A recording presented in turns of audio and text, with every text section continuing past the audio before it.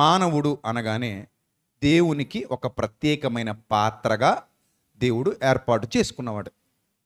దీని గురించి పౌలు భక్తుడు తిమోతికి లేఖ రాస్తూ, అందరికీ అర్థమయ్యే భాషలో చెప్పాలి కదా ఏం చెప్పినా, తిమోతికి పౌలు భక్తుడు లేఖ రాస్తూ ఒక చిత్ర విచిత్రమైన సందర్భం పదప్రయోగం చేశాడు.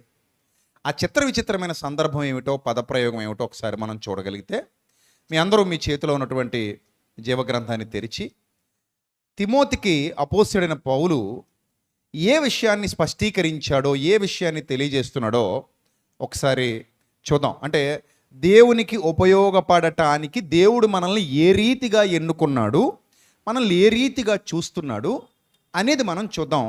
తిమోతికి వ్రాసిన 2వ పత్రిక 2వ అధ్యాయము 20వ వచనం ఒకసారి చదవండి.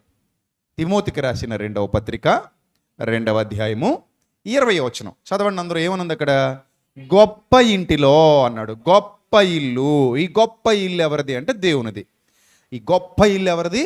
గొప్పవాని ఇల్లు, గొప్ప ఇల్లు. గొప్పవాడెవరు అంటే సర్వోన్నతుడైన దేవుడు. ఆ గొప్ప ఇంటిలో వెండి పాత్రలు, బంగారు పాత్రలు మాత్రమే గాక కర్రవి, మంటివి కూడా ఉండును. నిజమా అబద్ధమా? ఇది నిజమే కదా. అంటే విలువైనవి మీ ఇళ్లలో ఉంటాయి, కొంచెం విలువ లేనివి మీ ఇళ్లలో ఉంటాయి. విలువైనవి విలువైన కార్యాల కోసం వాడతారు, విలువ లేనివి విలువ లేని కార్యాల కోసం వాడతారు. అంతేనా?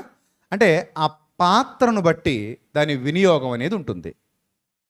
ఆ పాత్ర యొక్క గొప్పతనాన్ని బట్టి, ఘనతను బట్టి దాని వినియోగం ఉంటుంది. బంగారు పాత్ర పట్టుకెళ్ళి బాత్రూంలో వాడం కదా, వెండి కంచం తీసుకెళ్ళి ఇంకేదో పనికి ఉపయోగించాం కదా. సో ఆ పాత్ర వాల్యూని బట్టి ఆ పాత్ర పని కూడా మారిపోద్ది. I right are wrong? పాత్ర వాల్యూని బట్టి పాత్ర పని మారిపోద్దా? మారిపోద్ది. ఆ వాల్యూ ఉన్న పాత్ర కాబట్టి దాని వాల్యూ ఉన్న పనులకే వాడతాం. వాల్యూ లేనిది అనుకోండి, వాల్యూ లేని పనులకు వాడతాం. అలాగే ఇక్కడ పౌలు భక్తుడు ఒక చక్కటి ఎగ్జాంపుల్ చెబుతూ అన్నాడు, వాటిలో కొన్ని ఘనతకు, కొన్ని ఘనహీనతకు ఏం చేస్తారట?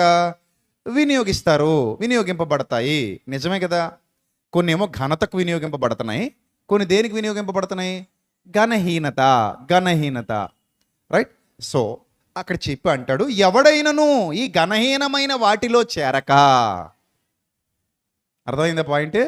ఎవడైనను ఈ ఘనహీనమైన పాత్రలలో చేరక తనను తాను పవిత్రపరుచుకుని ఎడల ఎక్కడికి వెళ్ళిపోతాడంట? పరిశుద్ధపరచబడి యజమానుడు వాడుకొనుటకు అర్హమై ప్రతి సత్కార్యమునకు సిద్ధపరచబడి ఘనత నిమిత్త అయిన పాత్రగా ఉంటాడు. బాగా అర్థం చేసుకోండి ఎంత తెలివిగా పౌలు గారి ఎగ్జాంపుల్ చెప్పారో. ప్రతి ఒక్క ఇంటిలో జరిగే విషయమే అది. అంటే ఇంత చిన్న విషయాన్ని తీసుకుని ఒక గొప్ప ఆత్మీయ సంగతిని బయలుపరచడం నిజంగా పరిశుద్ధాత్ముడికి ఉన్నటువంటి ప్రాధాన్యత. ఆ పౌలు గారు పరిశుద్ధాత్మ ప్రేరణతో ఈ విషయాన్ని బోధిస్తున్నారు. ఎంత చక్కగా చెప్తున్నారు. మీ ఇళ్లలో కూడా బాత్రూంలో వాడే మగ్గులు ఉంటాయి, అవి బాత్రూంలో వాడతారు. అంతెందుకు, చీపర్ల దగ్గర నుంచి లెక్కేసుకుంటే అవి కొండ చీపురులు ఏవో అంటారు, బెడ్రూమ్లో తుడుచుకోవడానికి వాడతారు. కొబ్బరిని చీపురులు ఉంటాయి, అవి బాత్రూములు కడుక్కోవడానికి వాడతారు. వీధిలో తుడవడానికి ఇంకో వేరే చీపురు వాడతారు.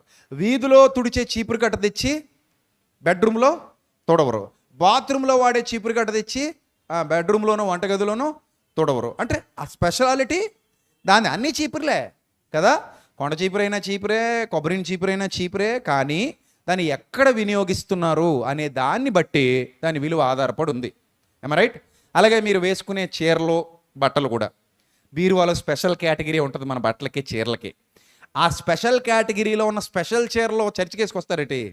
చర్చికి వేసుకొస్తారు. ఎప్పుడు? చర్చిలో ఏదైనా మళ్ళీ స్పెషల్ ప్రోగ్రామ్ ఉండాలి. అది జనవరి 1 కావచ్చు, డిసెంబర్ 25 కావచ్చు, లేదంటే ఉపవాస ప్రార్థనలు కావచ్చు, ఏమైనా ఉద్యోగ సభలు కావచ్చు, మన సెమినార్లు కావచ్చు. అలాంటప్పుడు అరే ఇది అంతా స్పెషల్గా ఉండాలి కాబట్టి ఇప్పుడు మామూలు చొక్కా, మామూలు ప్యాంటు, మామూలు చీర, మామూలు డ్రెస్సు బాగోదు కాబట్టి స్పెషల్గా వేసుకెళ్దాం అనుకుంటారు. ఇంకా స్పెషల్ ప్రోగ్రామ్స్ ఉంటాయి మీ ఇళ్లలో, ఫంక్షన్లని, మీ చుట్టాల ఫంక్షన్లని, మీరు స్పెషల్ గెస్ట్ అపీరియన్స్లో వెళ్ళాల్సిన ఫంక్షన్లు ఏమి ఉంటాయి కదా. అలాంటప్పుడు ఎలా వెళ్తారు? ఆ ఆ స్పెషల్ కేటగిరీలో ఉన్నది బయటికి తీస్తారు. దానికి మెరుపులు, జిగిజిగులు ఇవన్నీ ఉంటాయి. అవి వేసుకుని అక్కడికి వెళ్తారు. అంటే అది స్పెషల్ అన్నమాట. ఇప్పుడు మామూలు చైన్లు వేసుకొచ్చేస్తారు. అప్పుడు మాత్రం ఇంట్లో ఏమైతే ఉన్నాయో ఆ బాక్సులే బయటికి తీస్తారు. అవి ఆ టైంలో మాత్రమే వాడతారు. ఎప్పుడు పడితే అప్పుడు మెళ్ళ వేసుకుని వాటిని తిరగరు. ఎందుకంటే అది ఆ ప్రాముఖ్యతను సంతరించుకుంది కాబట్టి ఆ రేంజ్లో పెట్టాం మనం దాన్ని మన ఇంట్లో కదా. పౌలు గారు ఎంత తెలివైనడంటే ఒక విషయాన్ని సామాన్య ప్రజలకు కూడా అర్థం చేయించడానికి, ఇది అర్థం చేసుకుని దేవుల్లో గొప్పగా బతకాలన్నది ఆయన ఆకాంక్ష. అంతకు మించి ఏమీ లేదు. ప్రతి ఘటము దేవుని కొరకు వాడబడాలి, ప్రతి ఘటము దేవుని కొరకు నిలబడాలి. ఘటం అంటే మన శరీరం. ప్రతి శరీరం దేవుని పనిలో ఉండాలి అని ప్రజలకు నేర్పించడం కొరకు, ప్రజల్ని బలపరచడం కొరకు అలాంటి అద్భుతమైన ఉదాహరణలతో దేవుని వాక్యాన్ని అందరికీ అర్థమయ్యే రీతిగా బోధించాడు. అందులో ఇక్కడ పౌలు గారు చెబుతున్నటువంటి ఉద్దేశం ఏమిటి అంటే, ఈ గొప్ప ఇంటిలో అనేక పాత్రలు ఉన్నాయి. ఈ పాత్రల్లో నువ్వు చేరకూడదు, నువ్వు ఇంకా స్పెషల్ కేటగిరీలో ఉండాలి అన్నాడు. ఒక స్పెషల్ కేటగిరీలో ఉంటే దేవుడు నిన్ను ఆ స్పెషల్ కేటగిరీలో వాడుకుంటాడు. దానికి నిన్ను నువ్వు సిద్ధం చేసుకోవాలంటున్నాడు. ఇక్కడ ఆయన సిద్ధం చేస్తాడని చెప్పలా. ఏమన్నాడు చదవండి అక్కడ. ఎవడైనను వీటిలో చేరక తనను తాను పవిత్రపరుచుకుని ఎడలా వాడు పరిశుద్ధపరచబడి యజమానుడు వాడుకొనుటకు అర్హమై ప్రతి సత్కార్యమునకు సిద్ధపరచబడి ఘనత నిమిత్తమైన పాత్రయై ఉండును. అంటే ఆయన మాత్రమే వాడతారట దాన్ని. చూడండి, కొంతమంది పెద్దవాళ్ళు ఉంటారు, ఇది మా తాతగారి కర్ర అంటాడు. అంటే ఈ కర్ర ఎవరికి ఊతమిస్తోంది? తాతగారికి, జమీందారి గారికి. ఆయన ఆ కర్ర పట్టుకొని నడుస్తూ ఉంటారు. ఆ కర్ర మాత్రమే పట్టుకుంటారు. కొంతమంది ఇది మా నాన్నగారి పెన్ను అంటే ఇంకెవరు ఆ పెన్ను వాడరు. చాలా కాస్ట్లీ పెన్ అన్నమాట, నాన్నగారు మాత్రమే వాడతారు. ఇది మా అన్నయ్య బెల్ట్, ఆయన మాత్రమే వాడతాడు, చాలా కాస్ట్లీ. ఇది మా అక్కగారి షూ, ఆమె మాత్రమే వాడతారు, చాలా కాస్ట్లీ షూ అన్నమాట. ఇలాగా ప్రతి దానిలో ఒక ప్రత్యేకతను మీరు చూస్తున్నారు కదా. ఇన్ ద సేమ్ సెన్స్ దేవుడు కూడా మీలో ప్రత్యేకత చూస్తున్నాడు. ఇక్కడ శరీరాలలో మార్పు లేదు. అందరికీ 2 చేతులే, అందరికీ 2 కళ్ళే, అందరికీ అదే ముక్కు, అదే నోరు, అదే చెవులు, అదే శరీరం. ఇక్కడ దేవుడు ఏం చేస్తున్నాడు అంటే, ఎవడు తనను తాను సెపరేట్ చేసుకుంటాడో, ఎవడు తనను తాను ప్రత్యేకపరుచుకుంటాడో, ఎవరు తనను తాను దేవునికి సజీవయాగంగా సమర్పించుకుని సిద్ధపాటు కలిగి ఉంటారో దేవుడు వాళ్ళని స్పెషల్గా వాడుకుంటాడు. దానికి మనం సిద్ధపడాలి, దానికి మనమే సిద్ధపడాలి, దానికి మనమే రెడీ అవ్వాలి. రెడీ అయితే దేవుడు ఖచ్చితంగా అర్హమైన పాత్రట. ఎవరు వాడుకునే పాత్ర?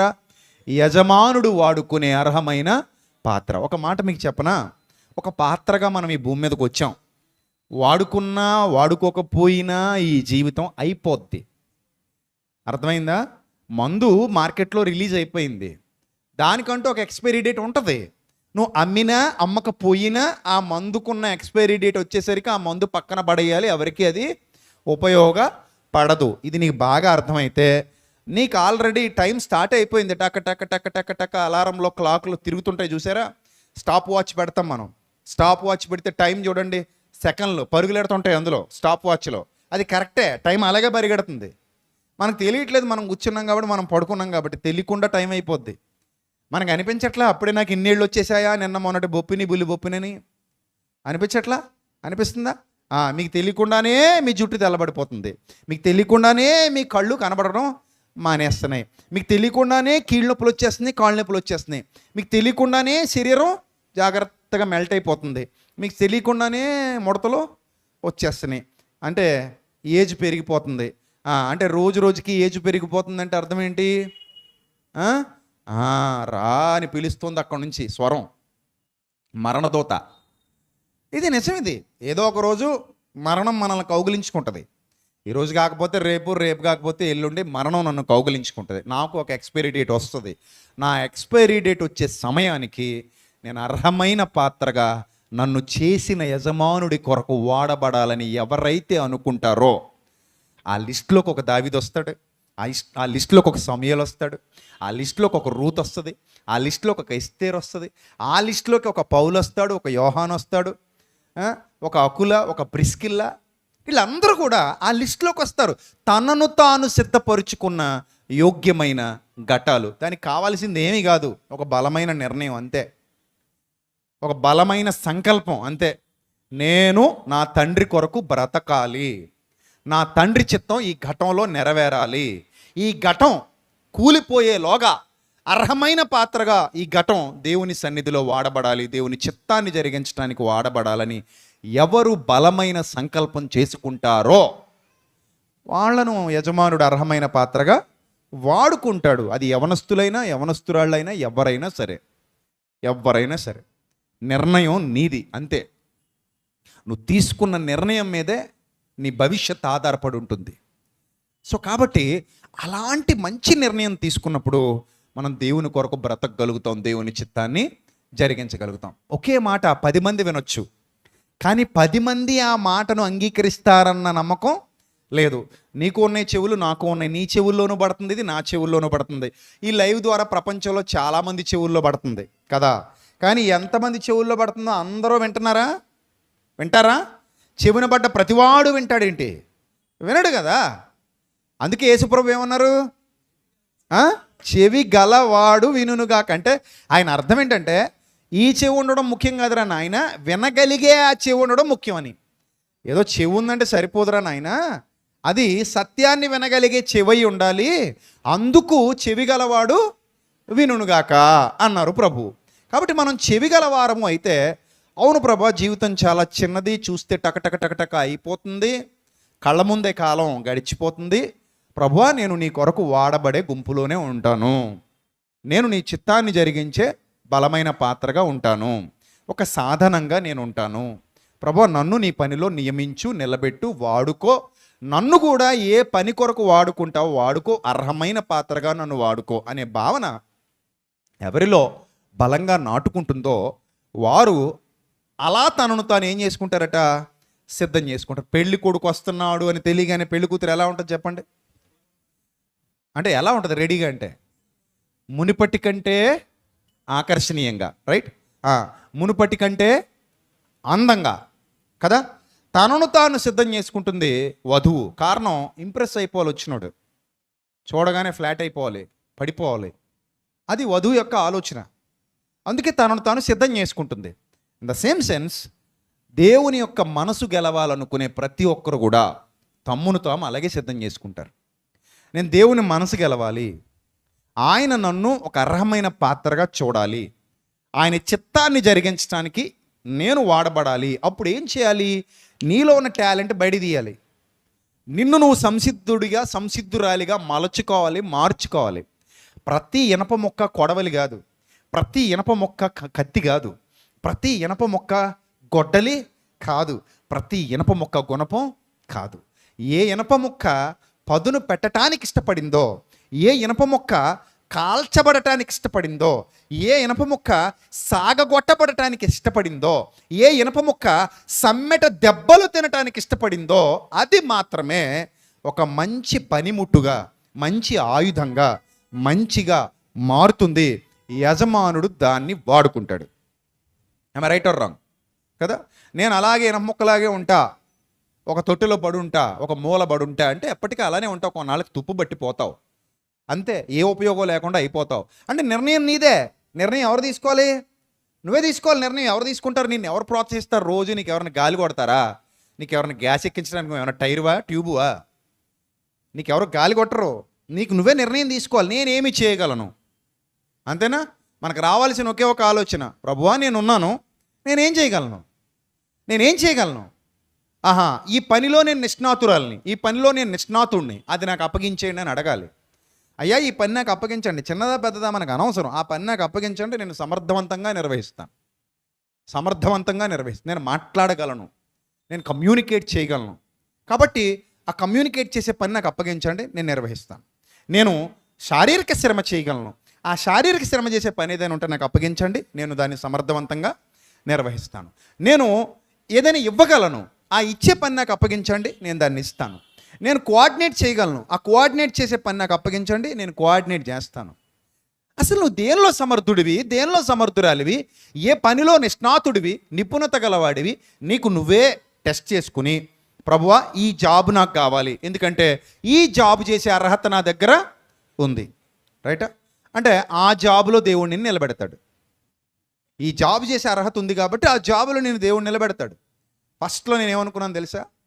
నేను ఫైనాన్స్ బిజినెస్ చేస్తూ ఉండగా నన్ను సువార్త పట్టుకుంది గట్టిగా వాక్యం. ఒక పక్క బిజినెస్ చేస్తూ వాక్యం వింటున్నా, రెండూ జరుగుతున్నాయి.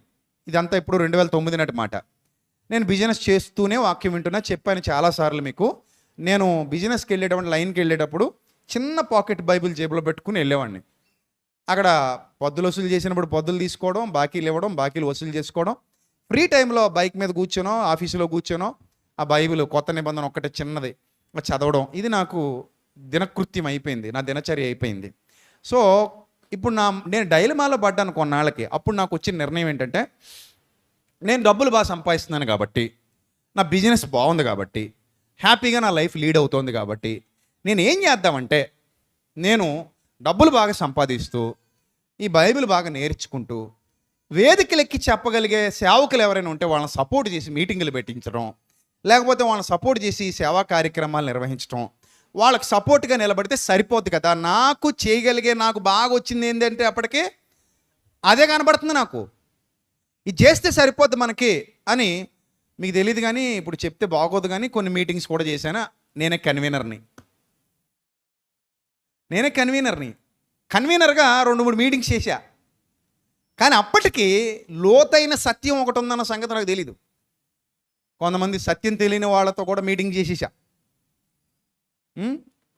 కానీ ఇంకా లోతుగా డెప్త్కి వెళ్ళాలి, వాళ్ళకి ఇంకా బైబిల్ తెలియదు అని నేను అనుకోవాలా. ఎందుకంటే టీవీలో కనబడుతున్నాడుగా శుభవార్త, మంచి వార్త, అంతే చేయించేద్దాం అని చేసిన సందర్భాలు 2009లో ఆ ప్రారంభంలో జరిగాయి. ఆ తర్వాత ఇంకా బైబిల్ లోపలికి వెళ్తున్నాను. అప్పుడు నేను అనుకున్నాను, మనం కన్వీనర్గా పనికిరాం, మనం స్పీకర్ అయితేనే ఎక్కువ పని చేయగలం. కన్వీనర్గా ఉండే కటౌట్ కాదు ఇది. ఏ కటౌట్ ఇది? స్పీకర్ అయితేనే ఎక్కువ పని చేయగలిగే కటౌట్ ఇది అని అప్పుడు డిసైడ్ అయ్యి కన్వీనర్ స్థాయిలో నుంచి ఓ మెట్టు పైకెక్కి డబ్బులు ఖర్చు పెట్టి మీటింగులు పెట్టించినోని నేను. అప్పుడు కొన్ని ఫంక్షన్ హాల్స్, అంతెందుకు, ఇదే రాజమండ్రిలో వై జంక్షన్లో చిన్నది, దాని పేరు కూడా మర్చిపోయాను, ఆనంద్ రోటరీ క్లబ్ ఉంటుంది, చిన్నగా ఉంటుంది, అది ఒక 500 మంది పడతారు. అక్కడ కూడా మనం కన్వీనర్గా 2-3 జరిగినాయి 2009లో. సో అనపర్తిలో జరిగినాయి, మా ఊళ్ళో జరిగినాయి, ఆ చుట్టుపక్కల 2-3 జరిగినాయి. సరే, డబ్బులు ఉన్నాయి నా దగ్గర, నేను అప్పటికే ఫైనాన్స్ బిజినెస్ చేస్తున్నా. మారిపోయా, భయం వచ్చింది, దేవుడు అంటే భక్తి వచ్చింది, దేవుని కోసం ఏదైనా చేయాలనే తపన మొదలైంది, తాపత్రయం మొదలైంది. ఆ తాపత్రయంలో, తపనలో పుట్టిన ఆలోచన అది. సో ఆ తర్వాత జరిగిన సంఘటనలు నన్ను నాకు తెలియకుండానే స్పీకర్గా మార్చాయి. నేను మరలా మీ అందరి ముందు చెప్తున్నా, చిన్నతనం నుంచి ఎప్పుడు ఈ మైక్ పట్టుకుని మాట్లాడినోని కాదు నేను. అంటే కాలేజీలో పాటల పోటీల్లో ఫస్ట్ వచ్చింది, ఎప్పుడో యంగ్స్టర్గా ఉన్నప్పుడు ఆ కాలేజీల్లో అవి కార్యక్రమాల్లో పాల్గొనడం తప్పితే, ఇలా పబ్లిక్ మీటింగ్లో పబ్లిక్ స్పీకర్గా కూర్చొని జనాలందరినీ కూర్చోబెట్టి మాట్లాడిన దాఖలాలు ఎప్పుడూ నాకు లేవు. అలాంటి పరిస్థితులు ఎప్పుడు నాకు తారసపడలా. మనంతా రా సో అలా రఫ్గా బతికినోడు తప్ప ఎవరితోనో మాట్లాడడం, అది ప్రేమగా మాట్లాడడం అసలు రాదు మనకి. చిన్నప్పటి నుంచి రాదు ప్రేమగా మాట్లాడడం, ఆప్యాయంగా మాట్లాడడం, ఇలాంటివి వచ్చి ఉండేవి కాదు. ఆటోమేటిక్గా మీకు తెలుసు కదా, నా వృత్తి అలాంటిదేమో, నాకు మామూలుగా అందరిలా మాట్లాడడం వచ్చనమాట. సో అలాంటి స్థితిలో నుండి దేవుడు నన్ను ఇక్కడ దాకా నడిపించడం, ఇప్పటికీ నన్ను నేను చూసుకున్నప్పుడు నాకు ఆశ్చర్యంగానే అనిపిస్తుంది. నా పాత ఫోటోలు చూసుకున్న, నా పాత జీవితం గురించి ఆలోచించిన నాకు ఆశ్చర్యంగా అనిపిస్తుంది. ఎందుకంటే ఒక పాత్ర ఏ రీతిగా వాడబడాలి, ఒక పాత్రకు దేవుడిచ్చిన ఆధిక్యత ఏమిటి, ఆ పాత్రను దేవుడు ఎలా వాడుకోబోతున్నాడు అనేది దేని మీద ఆధారపడి ఉంటుంది? మనం తీసుకునే నిర్ణయం మీద ఆధారపడి ఉంటుంది. మీరు తీసుకోవాలి నిర్ణయం, మీరు తీసుకోవాలి. ఇప్పుడు నువ్వేం చేయగలవు బాగా ఆలోచించు. పదును పెట్టబడితే నీలో కూడా ఒక రూతు ఉండొచ్చు. నీలో ఒక ఎస్తేరు ఉండొచ్చు, నీలో ఒక మరి ఉండొచ్చు, నీలో ఇంకా చాలామంది భక్తులు ఉండొచ్చు, భక్తురాళ్ళు ఉండొచ్చు. వాళ్ళను దాచేసి ఇలాగే చచ్చిపోతాను అనుకుంటే దానివల్ల ఏ ప్రయోజనం ఉండదు. వాళ్ళని దాచుకో. నీలో ఉన్న భక్తుల్ని బయటికి, నీలో ఉన్న భక్తుడిని బయటికి, నీలో ఉన్న భక్తురాల్ని బయటికి. నువ్వు ఏం చేయగలవో ఆలోచించు. నువ్వు ఎలా దేవుని కొరకు వాడబడగలవో ఆలోచించు. మరలా గుర్తు చేస్తున్నాను, 2050 నాటికి ఇక్కడున్న వాళ్ళలో కొందరు ఉండరు. ఏమై రైట్ ఆర్ రాంగ్? అందరూ అనలేదు, నేను కంగారు పడకండి. నేను చాలా మంచిగా చెప్పాను. ఏమన్నాను నేను? 2050 నాటికి ఇక్కడున్న వాళ్ళలో ఇంక్లూడింగ్ మీ కలుపుకోండి, ఏమో చెప్పలేం, కొందరు ఈ భూలోకంలో ఉండరు. అయితే పరలోకానికైనా పోతారు, అంటే పరదేశికైనా పోతారు, లేకపోతే దరిద్రం బాగోకపోతే పాతాళానికి పోయే వాళ్ళు కూడా ఉంటారు. ఎందుకంటే గురుగుల్లాగా ఉంటే గనక, గోధుమల్లా ఉంటే నో ప్రాబ్లం, మీకు నిత్య జీవితం కన్ఫర్మ్. ఎందుకంటే ఆయన యందు విశ్వాసం ఉంచిన వాడు మరణంలో నుండి ఎక్కడికి పోయాడు? జీవంలోకి పోయాడు. భయపడక్కర్లా మీరు కదా. సో 2050 నాటికి ఇక్కడ చాలామంది ఉండరన్న దాంతో ఎంతమంది ఏకీభవిస్తున్నారు? ఏకీభవించిన వాళ్ళు చెయ్యి ఎత్తకండి. ఎంతమంది ఏకీభవిస్తున్నారు? అందరూ ఏకీభవిస్తున్నారు. Good good good, God bless you, love you all. ఎందుకంటే మీరు సత్యంలో ఉన్నారు కాబట్టి నిజాలు ఒప్పుకోవాలి, నిజాలు మాడుకోవాలి మనం. రైట్. ఇప్పుడు 2050 నాటికి మనలో చాలామంది ఉండం అని ఫిక్స్ అయిపోయినప్పుడు ఇప్పుడు ఏం చేద్దాం? అది కూడా ఆలోచించాలిగా. ఇప్పుడు ఏం చేద్దాం? ఇంటికి వెళ్ళి శుభ్రంగా మటన్ కూర, చికెన్ కూర తినేసి పడుకుని గురకెడదామా? సీను ఉపయోగం లేదు కదా. ఆ గురకలు మానేసి అసలు ఏం చేద్దామని ఆలోచిస్తే నీకు క్లారిటీ వస్తుంది. నాకు అలాగే వచ్చింది క్లారిటీ. నేను ఫస్ట్ కన్వీనర్గా బతికేద్దాం అనుకున్నాను. మా నాన్నగారు ఇచ్చిన గొప్ప సలహా కూడా అదే. అరే, ఎట్టి పరిస్థితుల్లో కూర్చున్న కొమ్మని నరుక్కొకరా అబ్బాయి, నీ మంచి కోసం చెప్తున్నా. రేపొద్దున ఎందుకు ఇలా చేశానా అని ఏడుస్తావు, ఎందుకు ఇలా చేశానా అని బాధపడతావు అన్నారు ఆయన. ఒక పక్క ఆయన మాట ఆ టైంలో కరెక్టే అనిపించేస్తుంది నాకు. ఫ్యూచర్ గురించి ఆలోచిస్తుంటే ఏమో నిజమేనేమో ఎందుకు ఇబ్బందులు పడాలని ఒక పక్క. లేదు, మనసులో తొలిచేస్తుంది. ఇదేంట్రా నువ్వు చేయాల్సింది, ఇంకా చాలా ఉంది నువ్వు చేయాల్సింది, ఎళ్ళు చెయ్యి, సాధించు, ఈ కంఫర్ట్ జోన్లో ఉండిపోకు, బయటికి రా అని మనసు చెప్తోంది. లోపల నాకు తెలియకుండానే ఒక ప్రేరేపణ, నువ్వు బయటికి రా, ఆయన మీద ఆధారపడు, నువ్వు ఆయన గురించి నేర్చుకున్నావు కదా, నువ్వు బయటికి పో అని. సో ఈ విధంగా ఒక సంఘటన నాకు ఎదురైంది. ఆ సంఘటన ద్వారా నాకు మా పార్ట్నర్కి చిన్న ఇబ్బంది వచ్చింది. ఆ రోజు ఏమైందో తెలియదు, మా పార్ట్నర్కి నా మీద కోపం వచ్చింది. అందుకే ఇప్పటికే నా పార్ట్నర్ నాకు మంచి మహానుభావులా కనబడతాడు. ఆ రోజు కోపం వచ్చింది. ఆడి కోపం పావలా అయితే నా కోపం 10 రూపాయలు అప్పుడు.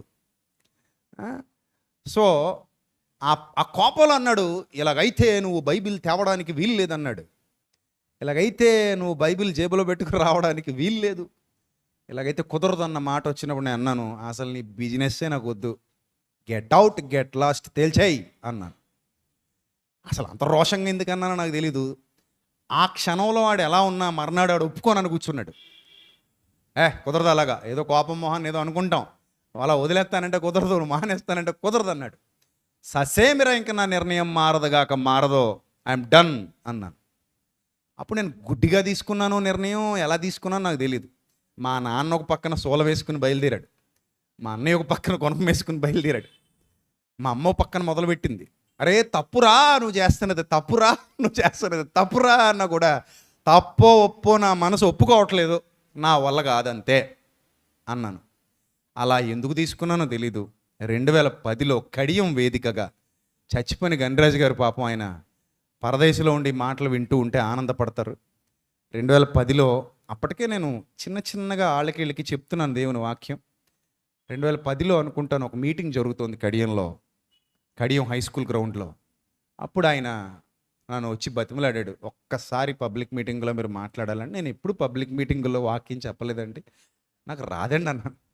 లేదు అలా అనొద్దు, మీరు మాట్లాడాలి, ఒకసారి మా మీటింగ్ అండి అది, మీరు మాట్లాడాలి అన్నాడు. సో అలా 2010లో పబ్లిక్ మీటింగ్లో ఫస్ట్ డైరెక్ట్ వేదిక ఎక్కడమే, ఏం లేదు, డైరెక్ట్ పెద్ద వేదిక. అప్పుడు చాలామంది ప్రజలు వచ్చారు. సో ఆ రకంగా అక్కడ మన ఫస్ట్ మెసేజ్ పడింది. సో అలాగా నేను నాలో ఉన్న ఈ పవర్ ఇది, నాలో ఈ సామర్థ్యం ఉంది, నా తండ్రి కొరకు నేను నిలబడితే గొప్ప కార్యాలు నేను చేయగలను, నేను నా తండ్రి కొరకు నిలబడితే నేను వాడబడతాను అనే భావన మనకు వచ్చినప్పుడు నువ్వేంటి, నీ సామర్థ్యం ఏంటనేది నీకు అర్థం అవుతుంది. నువ్వేం చేయగలవు, ఏం చేస్తే నువ్వు ఎక్కువ సాధించగలవు, ఏం చేస్తే నువ్వు ఎక్కువ మందిని సంపాదించగలవు, ఏం చేస్తే నువ్వు ఎక్కువగా నీ తండ్రిని సంతోషపెట్టగలవు.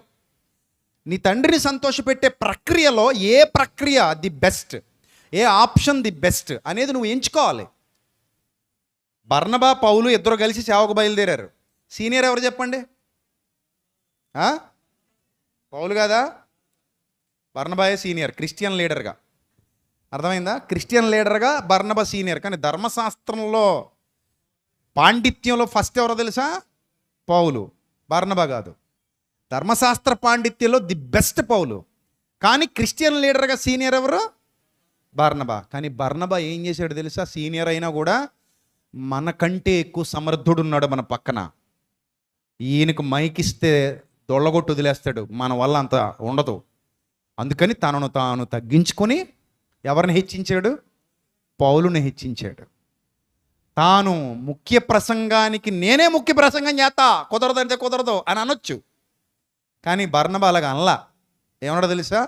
నేను మొదటి ప్రసంగం చేసి బూస్ట్ ఇస్తాను బాబు, నువ్వు ఆ తర్వాత గట్టిగా హార్లిక్స్ అది ఇచ్చే బాబు అని చెప్పి ఆయన మొదటి ప్రసంగికుడిగా ఉండి ముఖ్య ప్రసంగికుడిగా ఎవరిని చేశాడు?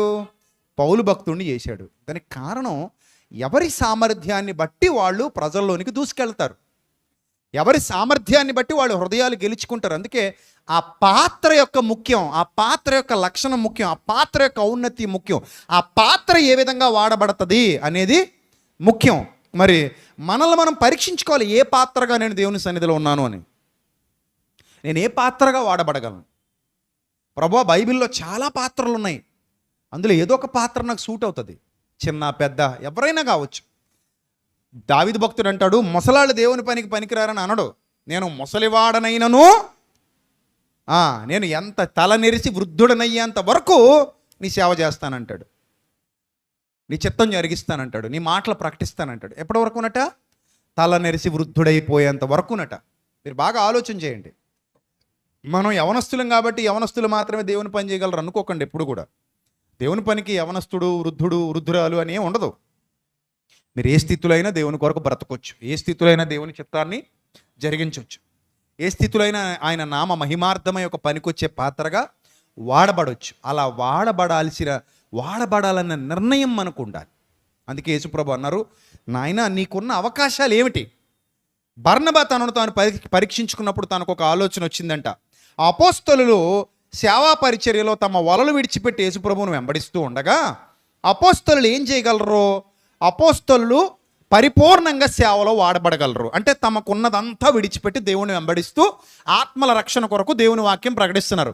ఇప్పుడు బర్నబాకు ఒక ఆలోచన వచ్చింది. ఏం ఆలోచన వచ్చింది చూడండి. 4వ అధ్యాయము 36వ వచనం. అపోస్తల కార్యాలు 4వ అధ్యాయము 36వ వచనం. కొప్పరలో పుట్టిన లేవీయుడగు యోసేపు అని ఒకడు ఉండెను. ఇతనికి అపోస్తలులు హెచ్చరిక పుత్రుడు అని అర్థం ఇచ్చు బర్నబా అని పేరు పెట్టిన. ఆల్రెడీ వాక్యం చెప్పాను మీకు. హెచ్చరిక పుత్రుడు అంటే ఆదరణ పుత్రుడు అని అర్థం. ఆదరించేవాడు పేరు పెట్టి ఉండెను. అప్పుడు అతని ఆలోచన ఏమైందంటే, నేను ఏం చేయగలను అని పరీక్షించుకున్నాడు. నేను ఏం చేయగలను? అపోస్తలుల మాదిరిగా దూసుకుపోగలిగే అంతటి వాక్శక్తి నాకు లేదు. అపోస్తలుల మాదిరిగా గొప్ప గొప్ప ప్రసంగాలు చేసి ప్రజల్ని దేవుని వైపు తిప్పే అంతటి సామర్థ్యం నాకు లేదు. మరి నాకు ఏ సామర్థ్యం ఉంది అని తాను పరీక్షించుకున్నప్పుడు ఆయనకి దేవుడిచ్చిన ప్రేరణ, దేవుడిచ్చిన ఆలోచన ఏంటంటే, ఆయనకి భూమి ఉందంట. ఆ భూమి ఎవరి అనుగ్రహం వల్ల వచ్చింది? ఆయనకి దైవానుగ్రహం వల్లే వచ్చింది. నాకు ఈ భూమి ఉంది, ఈ భూమిని నేను దేవుని సేవలో వాడతాను అని నిర్ణయం తీసుకుంది. ఆ ఘటం ఏ ఘటం? బర్నబా అనేటువంటి ఒక ఘటం. నిజంగా ఎంత గొప్ప అదృష్టవంతుడు అంటే, ఇప్పటికీ ఆ భూమి అక్కడే ఉంటుంది. ఎక్కడో అక్కడ ఉంటుంది. ఆ భూమి ఉండకుండా ఉండదు. ఎక్కడ పోదు భూమి? ఎక్కడ పోతుంది చెప్పండి? ఉంటుంది. భూమి మీదే ఉంటుంది. ఎక్కడ పోదు. భూమి మీద నుండి వెళ్ళేది ఎవరో? మనం పోతాం. భూమి అక్కడే ఉంటుంది. ఏం కంగారు పడకండి. ఎక్కడ భూమి అక్కడే ఉంటుంది. కాకపోతే కొన్నాళ్ళకి చెరువులు అవ్వచ్చు, కాలువలు అవ్వచ్చు, ఎడారులు అవ్వచ్చు, అరణ్యాలు అవ్వచ్చు, లేకపోతే సిటీలు అవ్వచ్చు. అంతే కదా. భవిష్యత్తులో ఏ భూమి ఎలా మారద్దో మనకు తెలియదు, కానీ ఆ ప్లేస్ మాత్రం ఎక్కడికి పోదు, అది అక్కడే ఉంటుంది, ఎక్కడికి పోదు. ఇప్పుడు బర్నబా గారి భూమి అక్కడే ఉంది, కానీ బర్నబా గారు మాత్రం పరదేశంలో ఉన్నారు. ఆ భూమిని పట్టుకుని ఏలాళ్ళ బర్నబా ఏమనుకున్నాడంటే, ఈ భూమి నేను చచ్చిపోయిన తర్వాత నాతో రాదు, కాబట్టి ఈ భూమిని ఏం చేద్దామని ఆలోచించి ఆ భూమి గలవాడే ఉండి దాన్ని అమ్మి దాని వెల తెచ్చి అపోస్తలుల పాదముల దగ్గర పెట్టాడు. చాలామంది అంటారు అపోస్తలుల పాదాల దగ్గర పెట్టాడు కాబట్టి అపోస్తలు అకౌంట్లు వేసేసుకున్నారు అనుకుంటున్నారు. అది ఇప్పుడు చాలామంది అలా అకౌంట్లు వేసేసుకునే వాళ్ళు ఉన్నారు. అర్థమైందా? ఇది అపోస్తలు భుజించడానికి కాదు, అపోస్తలు కడుపులు వేసేసుకోవడానికి కాదు, లేదా అపోస్తలు దాచేసుకోవడానికి కాదు. ఇది దేనికోసం ఇచ్చారు? ఇది పరిచర్య ధర్మం జరిగించడం కోసం, పరిచర్య కోసం. అపోస్తలు దాచుకోవడానికి దోచుకోవడానికి కాదు. ఒకవేళ అపోస్తలు దాచుకోవడానికి దోచుకోవడానికి అయితే అపోస్తలు ప్రకటన గ్రంథం రాసే సమయానికి ఎలాగ ఉండాలి వాళ్ళు? ఒక పిలాతులాగా, ఒక హేరోదులాగా, ఇంకేలాగా ఒక చక్రవర్తిలాగా అయిపోవాళ్ళు. అర్థమైందా? వాళ్ళు చక్రవర్తులు అయిపోలేదు, కానీ ఈ రోజున్న దొంగ అపోస్తలు మాత్రం అవుతున్నారు అలాగా. నిజాలు మాట్లాడుతూ నొప్పుగా ఉంటుంది కొంతమందికి, కానీ చెప్పాలి తప్పదు కదా.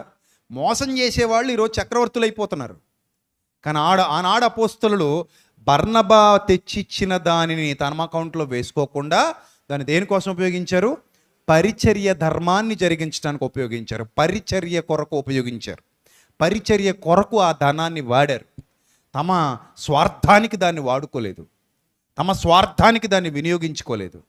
ఇక్కడ బర్నబాకు వచ్చిన ఆలోచన ఎంత గొప్పదంటే, దాన్ని వెల తెచ్చి అపోస్తలుల పాదాల దగ్గర పెట్టాడంటే పరిచర్య ధర్మం జరిగించడానికే దేవుడు నాకు ఈ భూమిని ఇచ్చాడని బలంగా నమ్మాడు. ఈ భూమి నాకు దేవుడు ఎందుకు ఇచ్చాడు అని అనుకున్నాను. ఇప్పుడు నాకు అర్థమైంది, నేను ఈ భూమిని దాచుకుంటే నాకు వచ్చే ఉపయోగం లేదు, ఎందుకంటే అది నాకు ఎలాగో ఉపయోగపడట్లేదు.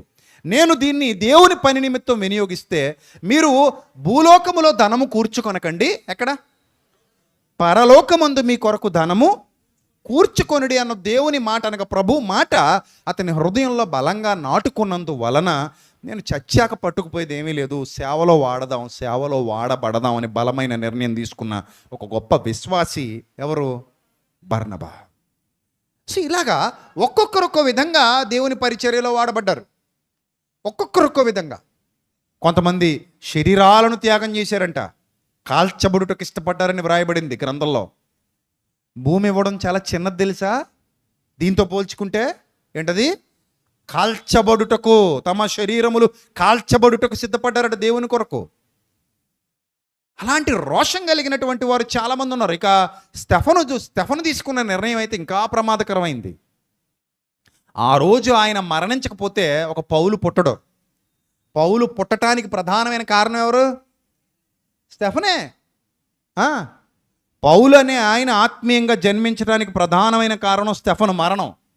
చూడండి అపోస్తలుల కార్యాలు 7వ అధ్యాయము, అపోస్తలుల కార్యాలు 7వ అధ్యాయము 60వ వచనం, 7వ అధ్యాయము 60వ వచనం చదవండి. అతడు మోకాళ్ళూని, ప్రభువా వారి మీద ఈ పాపము మోపకుమని గొప్ప శబ్దముతో పలికెను. ఈ మాట పలికి నిద్రించెను.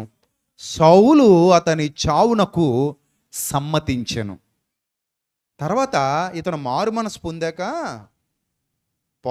సౌలు మారు మనసు పొందాక ఏం చేస్తాడో తెలుసా? కొన్ని దినాలు దమస్కులోకి వెళ్ళిపోయి శిష్యులతో కూడా ఉంటాడు. వెంటనే సువార్త పనికి వెళ్ళడు. ఊరియా విషయంలో దావీదు ఏడ్చి బాధపడినట్టుగా స్టెఫను విషయంలో కూడా సౌలు చాలా ఏడ్చి బాధపడి ఉంటాడు. పశ్చాత్తాపం వస్తుంది కదా, ఒక మంచి సేవకుణ్ణి దగ్గరుండి చంపించేశాను, ఒక మంచి సేవకుణ్ణి రాళ్లతో కొడుతుంటే నేను అతని చావుకి సమ్మతించాను, చాలా పాపం చేశాను, ఇది చాలా ఘోరమైన పాపం. అప్పటికి నాకు తెలీదు, క్రీస్తు మార్గం గురించి తెలీదు, ధర్మశాస్త్రం గురించి మాత్రమే తెలిసి నేను అది మాత్రమే పట్టుకుని వేలాడాను. ఒక మంచి సేవకుడు నా వల్ల చచ్చిపోయాడని ఏడ్చి ఉంటాడు పౌలు భక్తుడు. అందుకే స్టెఫను బతుకుంటే ఎంత సేవ చేసేవాడో, ఆ? స్టెఫను బతుకుంటే ఎంత సేవ చేసేవాడో దానికంటే డబల్ త్రిబుల్ చేశాడు చచ్చిపోయేంత వరకు పౌలు భక్తుడు. ఘనమైన సేవ చేశాడు. అంటే 2 శరీరాలు చేయగలిగే పని ఒక శరీరం చేసిందనమాట. మరి అంతే, అంటే సమర్థవంతుడు పౌలు భక్తుడు. ఆసియా యూరప్ ఖండాలలో ఎన్నో సంఘాలు స్థాపించినటువంటి యోధుడు. మనుష్యులను పట్టు జాలరిగా నిన్ను చేస్తానదే చిన్న విషయం కాదు. అంతెందుకు చేపలు పట్టడమే చిన్న విషయం కాదు, చాలా కష్టం. అలాంటిది మెదడున్న మనిషిని సత్యంలోకి నడిపించడం అంత చిన్న విషయం ఏమీ కాదు. పాపం నుండి విడిపించడం అంత చిన్న విషయం ఏమీ కాదు. వాడు పాపంలో ఉన్నాడు, అజ్ఞానంలో ఉన్నాడు, చీకట్లో ఉన్నాడు, బలహీనతల్లో ఉన్నాడు, వ్యసనాలలో ఉన్నాడు. ఆ వ్యసనాలలో నుండి బయటికి తీసుకురావడం అంత ఈజీ ఏం కాదు, చాలా కష్టం, చాలా కష్టం. అలాంటి కష్టతరమైన పనిని తీసుకున్నవాడు ఎవరు? అపోస్తుడైన ఒక్కో ఘట్టం ఒక్కోలా వాడబడిందండి బైబిల్ గ్రంథంలో. ఒక్కో పాత్ర ఒక్కో విధమైన పరిచర్య చేసిందండి బైబిల్ గ్రంథంలో. ఒక్కొక్కరు ఒక్కో విధంగా వాడబడ్డారు వాళ్ళు. అది నీ నిర్ణయం మీద ఆధారపడి ఉంటుంది. ప్రభువా నేను ఏం చేయగలను తండ్రి? కొంతమంది అంటారు కదా, నేను ఆడమనిషినండి. ఆడమనిషి అయితే ఏంటి? ఆడమనిషి అయితే ఏంటి? పనికిరాందనా ఏంది? నాకు అర్థం కాదు. కొంతమంది దిక్కుమాలి డైలాగులు వేస్తుంటారు, జాగ్రత్తగా ఉండండి అలాంటి వాళ్ళతో. అరే మేమన్నా గాజులు తొడిగించుకున్నాం అనుకున్నావా అంటాడు. అంటే దాని అర్థం ఏంటి తెలుసా? ఎంత మాట అన్నాడండి ఈడు అనుకోవాలి మీరు. దాని అర్థం ఏంటి తెలుసా? మిమ్మల్ని అందరినీ చీప్ చేసినట్టే. అంటే గాజులు తొడిగించుకున్న వాళ్ళందరూ ఏంటట? శాతగాని వాళ్ళని. అందుకని ఒక్కడే పెద్ద వీరుడు శూరుడని ఏమంటాడు? ఏమన్నా గాజులు తొడిగించుకున్నావు అనుకున్నావా అంటాడు. గాజులు దొడుక్కోపోతే ఏం దొడుక్కున్నారా నాయన నువ్వు? ఇంకేదైనా దొడుక్కున్నావా? అంటే గాజులు దొడుక్కున్న వాళ్ళందరూ వీక్ అనుకుంటున్నావా? ఒక్కొక్క ఆడవాళ్ళు ఉంటారు, పైకి కనబడరు కానీ ఎముకలు రాడ్లాగా ఉంటాయి. గుద్దితే చచ్చిపోతావు నువ్వు. అర్థమైందా? కొంతమంది ఆడవాళ్ళతో నువ్వు పరిగెత్తలేవు, కొంతమంది ఆడవాళ్ళతో నువ్వు పోటీ పడలేవు, కొంతమంది ఆడవాళ్ళతో నువ్వు యుద్ధం చేయలేవు, కొంతమంది ఆడవాళ్ళతో పని కూడా చేయలేవు. ఎండలో మాడిపోయినా మరిగిపోతున్న పొలంలోంచి బయటికి రారాళ్ళు. నువ్వు ఎన్నపూసలా కరిగిపోయి చెట్టు కింద పోయి పడుకుంటావు మూర్చొచ్చేసి 2 గంటలుంటే. ఆ మాత్రానికి దిక్కుమాలిన మగతనం ఎవడికి కావాలా? మగతనం నువ్వు నేను చెప్పుకోవడం తప్ప ఎందుకు పనికిరాదు. అందుకని ఎప్పుడు అలాంటి పనికిమాలి డైలాగులు మాడకూడదు. ఏమని? ఆమె అన్న గాజులు తొడిగించుకున్నావు అనుకున్నావా అని. చెత్త డైలాగులు అవి, పనికిరాని డైలాగులు. నువ్వు గాజులు తొడిగించుకోకపోయినా గాజులు తొడిగించుకున్నావిడే నిన్ను అన్నదరా దౌర్భాగ్యుడే అని చెప్పండి. నిన్ను నువ్వు కనుక్కోలేవురా, అలాగని గాజులు తొడుక్కోలేని మీ నాన్న కూడా నిన్ను కనలేదురా, గాజులు తొడుక్కున్న మీ అమ్మే నిన్ను కన్నదరా పనికిమాలినోడా. ఇంకెప్పుడు అలాంటి పనికిమాలిన డైలాగులు చెప్పకరా, అమ్మను అవమానించకరా అని చెప్పండి. మరి అంతేనే కదా, అమ్మను అవమానించడమే కదా. సో అందరూ ముఖ్యమే. ఆడేంటి మగేంటి ఎవరి సామర్థ్యం వాళ్ళది. ఎస్తేరు కాకుండా ఎస్తేరుడు ఉన్నాడు అనుకోండి, అనుకోండి కాసేపు. పుల్లింగం ఎస్తేరుడు అనుకోండి కాసేపు. ఆ ఎస్తేరుడు ఉంటే అశ్వేరోసరాజు ఏమన్నా అసలు కనీసం ఒప్పుకుంటాడా? బయట దబ్బేరా అంటాడు, గెట్అవుట్ అంటాడంట, గెట్అవుట్ బయటిపో అంటాడు. అంటే ఎస్తేరుడు పనికిరాడు అక్కడ. ఎవరు పనికొస్తారు? ఎస్తేరే పనికొస్తుంది. ఆ టైంలో ఆమె మాత్రమే ఉన్నతమైన పాత్ర, గొప్ప పాత్ర ఆమెను అందుకే దేవుడు నిర్ణయించుకున్నాడు. నువ్వు స్త్రీలను తక్కువ చేసి మాట్లాడొద్దు, కించపరిచి మాట్లాడొద్దు, అవమానించి మాట్లాడొద్దు. పురుషులే గొప్పోళ్ళు, స్త్రీలు ఎందుకు పనికిరారు? తప్పు ఆ మాట అనడానికి వీలు లేదు. ఎవరి పాత్ర వాళ్ళదే, ఎవరి గొప్పతనం వాళ్ళదే, ఎవరి ఆధిక్యత వాళ్ళదే, అకుల ఆధిక్యత అకులదే, ప్రిస్కిల్ ఆధిక్యత ప్రిస్కిల్లదే. అర్థమైందా? ఇలా ఎంతోమంది ఉన్నారు బైబిల్ గ్రంథంలో, గొప్ప గొప్ప యోధురాళ్ళు ఉన్నారు. పౌలు గారి శిష్యురాళ్ళు కూడా ఉన్నారు అందులో. ఫీబే ఎవరామె? గొప్ప సువార్తికురాలు. సత్యాన్ని ఖండాంతరాలు దాటించింది, సత్యాన్ని సముద్రాలు దాటించింది, పత్రికలు పట్టుకుని వెళ్ళిపోయింది. ఫీబే ద్వారా పత్రికలు పంపించాడంటే పౌలు భక్తుడు ఎంత గొప్ప యోధురాలు. ఒంటరిగా పోరాడినటువంటి యోధురాలు, భయంకరమైన ప్రాంతాల్లోనికి సత్యాన్ని తీసుకెళ్ళిన యోధురాలు ఫీబే. నిజంగా ఒక మాట చెప్పనా, బలమైన మగాళ్ళ కంటే కూడా ధైర్యవంతులైన ఆడవాళ్ళు గొప్ప గొప్ప విజయాలు సాధించగలరు. ఎందుకంటే వాళ్ళకి మార్గాలు అలా ఓపెన్ అయిపోతాయి. బలమైన మగాళ్ళ కంటే కూడా ఎవరు, ధైర్యవంతురాళ్ళైన ఆడవాళ్ళు గొప్ప విజయాలు సాధించగలరు. ఆడవాళ్ళకి ధైర్యం ఉంటే చాలు, వాళ్ళు ఏదైనా సాధించగలరు. ఎక్కువ మంది ఆడవాళ్ళు ఎందుకు ఫెయిల్ అయిపోతారంటే అది లేక, ఇక్కడ మానసిక స్థైర్యం లేక, మానసిక ధైర్యం లేక కుప్పకూలిపోతుంటారు ఆడవాళ్ళు. వాళ్ళకే కానీ ఇక్కడ పవర్ ఉందనుకోండి, ఇక్కడ పవర్ ఉన్నా ఏం పనికిరాదు. ఎక్కడ ఉండాలి పవరు? ఇక్కడ ఉండాలి. ఇక్కడున్న పవర్ కంటే చాలా గొప్పది. అది అర్థం చేసుకోవాలి ఫస్ట్. సో కాబట్టి నేను ఆడదానిని అంటే మానేస్తారా మరి మీదట? ఇంకా మానరా? టైం పడుద్ది బ్రదర్, కొంచెం సమయం పడుద్ది బ్రదర్, మాకు ఇవ్వండి బ్రదర్. ఇంకొక ఎన్ని సంవత్సరాలు ఇమ్మంటారు? ఇంకొక 50 సంవత్సరాలు తీసుకోండి, 2050 దాకా. ఇందాక అనుకున్నాం కదా, ఎప్పుడు దాకా? 2050. నీ మొహం ఉంటాడు ఆవిడ దాకా. ఎవరో అరా కొర ఉంటారు కొంతమంది, అందరూ ఉండరు. ఏ కరువులు లాంటి వాళ్ళు ఉంటారు, యంగ్స్టర్స్. మనకులాంటి ముసలి వాళ్ళందరూ వెళ్ళిపోతాం అప్పటికి కదా. సో కాబట్టి సమయం ఉండగానే, దీపం ఉండగానే ఏం చేయాలి? వెళ్ళి చక్కబెట్టుకోవాలి. నేను పలానా, నేను ముసలాడిని, నేను ముసలిదాన్ని, నా కన్నొంకరా కాలొంకరా అనకూడదు. ప్రతి ఒక్క ఘటము ఆయన పనిలో వాడబడాల్సిన అర్హత దేవుడిచ్చాడు. ప్రతి ఒక్క ఘటానికి ఆ శక్తినిచ్చాడు. ప్రతి ఒక్క ఘటము దేవుని కొరకు వాడబడాలి. ప్రతి ఘటము దేవుని చిత్తాన్ని జరిగించాలి. ప్రతి ఘటము అర్హమైన పాత్రగా మారాలి. సమయము జీవము రెండు ముడిపడి ఉన్నాయి. సమయము జీవము రెండు ముడిపడి ఉన్నాయి. సో కాబట్టి జీవముండగానే, సమయం ఉండగానే నీ పని ముగించుకుని వెళ్ళాలి. ప్రభువా నేనేం చేయగలను? అంతే. ఆ ఒక్క క్వశ్చనే. మీరు వేసుకోవాల్సింది 100 క్వశ్చన్స్ కాదు, ఓన్లీ 1 క్వశ్చన్. ప్రభువా నేనేం చేయగలను? నా సామర్థ్యం ఏమిటి అని మనల్ని మనం పరీక్షించుకున్నప్పుడు ఏదో ఒక అవకాశం దేవుడిస్తాడు. ఏదో ఒక పాత్రగా దేవుడు నిన్ను వాడుకుంటాడు. ఏమో దేవుడు నిన్ను ఎందుకు పుట్టించుకున్నాడో, ఎలా ఉండాలని పుట్టించుకున్నాడో, నువ్వెటు పోయావో, నీకు ఇచ్చిన సామర్థ్యం ఏమిటో, నువ్వేం చేస్తున్నావో. కాబట్టి ప్రియమైన దేవుని సంగమా, పరిచర్య పలు విధాలు. అంతెందుకు, శతాధిపతి ఒక ఆయన ఉండేవాడు. లోకాసు వార్త 7వ అధ్యాయంలో కనబడతాడు. చూడండి, లోకాసు వార్త 7వ అధ్యాయం మొదటి నుంచి చదువుదాం. లోకాసు వార్త 7వ అధ్యాయము. ఆయన తన మాటలన్నీ ప్రజలకు సంపూర్తిగా వినిపించిన తర్వాత కపెర్నహూములోకి వచ్చారట. కపెర్నహూములో ఒక శతాధిపతికి ప్రియుడైన దాసుడు ఒకడు రోగి అయి చావసిద్ధమై ఉన్నాడు.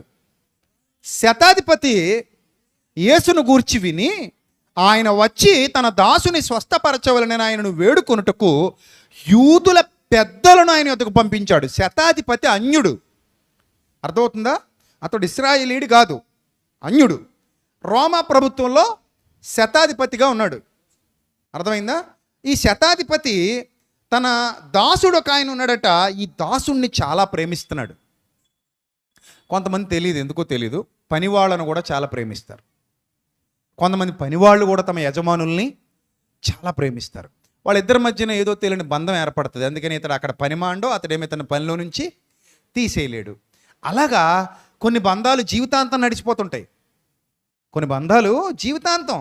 ఒక కంపెనీలో జాయిన్ అయిన ఉద్యోగులు ఉంటారు, టాటా గారి దగ్గర చేసే ఉద్యోగులు. మొన్న నేను ఆయన చనిపోయిన తర్వాత విన్నాను, వాళ్ళు 20, 30, 40 సంవత్సరాల నుంచి చేస్తున్నారంట అక్కడ.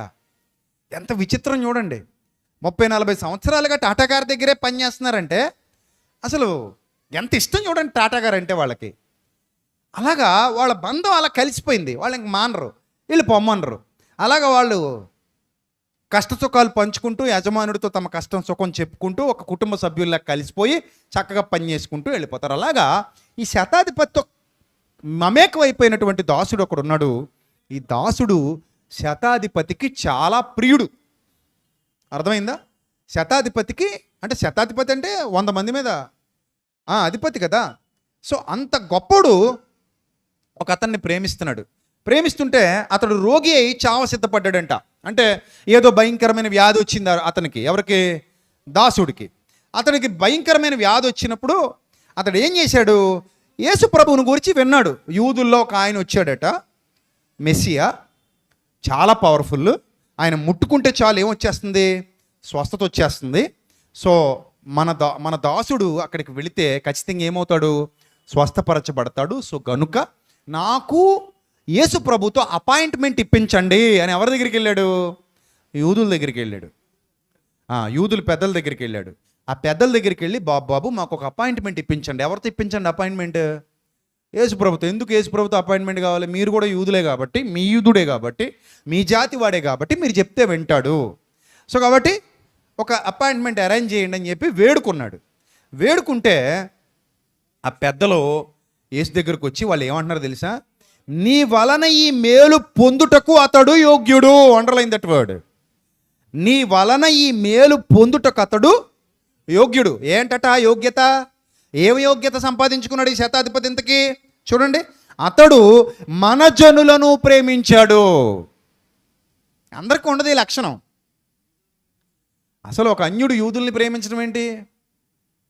అంటే అన్యుల్లో కూడా మంచోళ్ళు ఉన్నారా లేదా? పొద్దునే చెప్పాను, అన్యులంటే అంటరాని వారని కాదు. కొంతమంది అన్యుడు అనగానే ఏదో భూత పదంలా చూస్తున్నారు. అన్యుడు అంటే భూత పదం కాదు, అంటరాని వాళ్ళని కాదు. మన భాష కాని భాష మనకు అన్య భాష. మన భాష కాని వారందరూ మనకేమవుతారు? అన్యులు అవుతారు.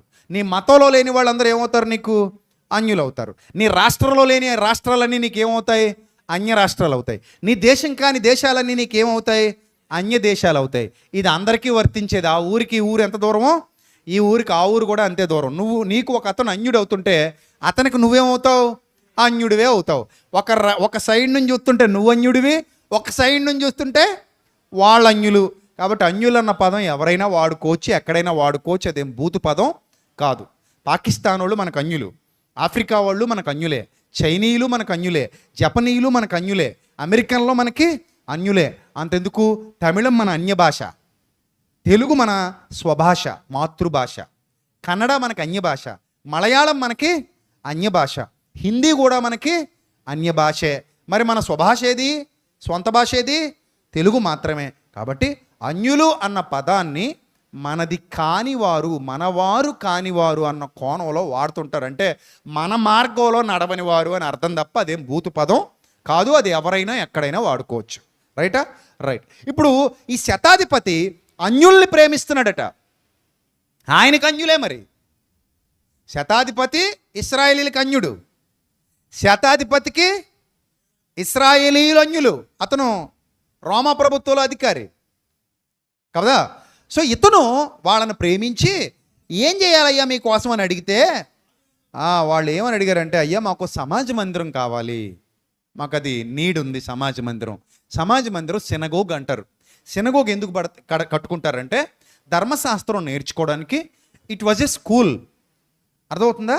అదొక స్కూల్ లాంటిది, లైక్ ఏ స్కూల్ అనమాట, బిబ్లికల్ స్కూల్ అన్నట్టు. అలాంటి ఒక స్కూల్ లాంటిది. ఆ స్కూల్లో ఇదిగో ఇక్కడ ఎలాగైతే మనం నేర్చుకుంటున్నామో అలా నేర్చుకోవడానికి అనేక మంది భక్తులు వస్తారు. ఈ భక్తులందరూ దేవుని జ్ఞానం నేర్చుకుంటారు.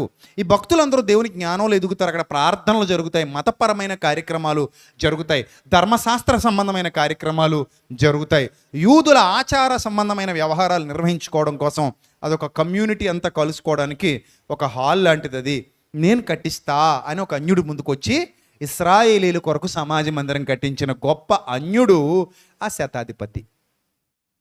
అర్థమైందా? సో అంటే తాను ఏం చేయగలడు అని ఆలోచించి, నేనేం చేయగలను అని ఆలోచించినప్పుడు ఈ మంచి కార్యం చేస్తే తప్పే ఉంది అని ఆలోచించి ఒక మంచి కార్యం చేశాడు.